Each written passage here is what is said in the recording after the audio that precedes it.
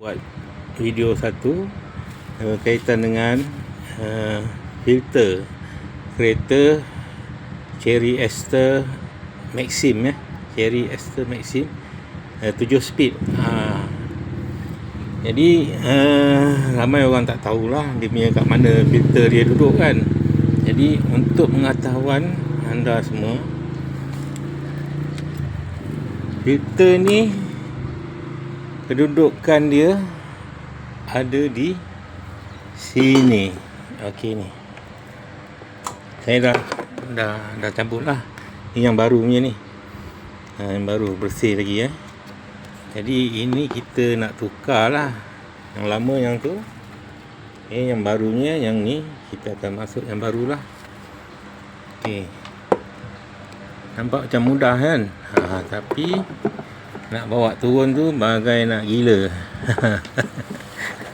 Yang tahu-tahulah kan. Bawa turun tu memang bagai nak gila Okey.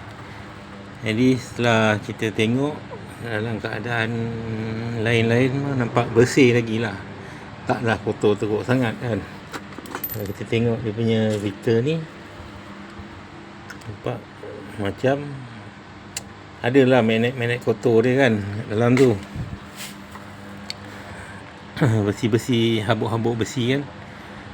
Kita tak tahu dekat mana dia duduk. Tapi wajib tukar lah benda ni. Kalau kita tengok kita punya kereta macam dah tak pick up, dah slow kan.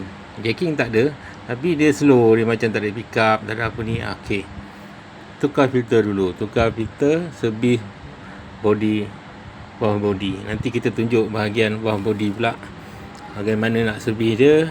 Dan kat situ ada o-ring apa dia semua, kita akan tukar lah, insyaAllah.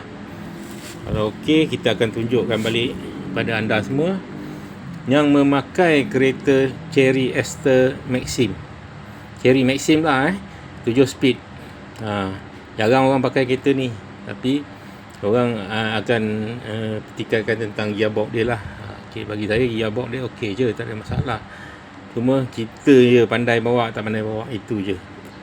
CVT ni dia memerlukan kelembutan.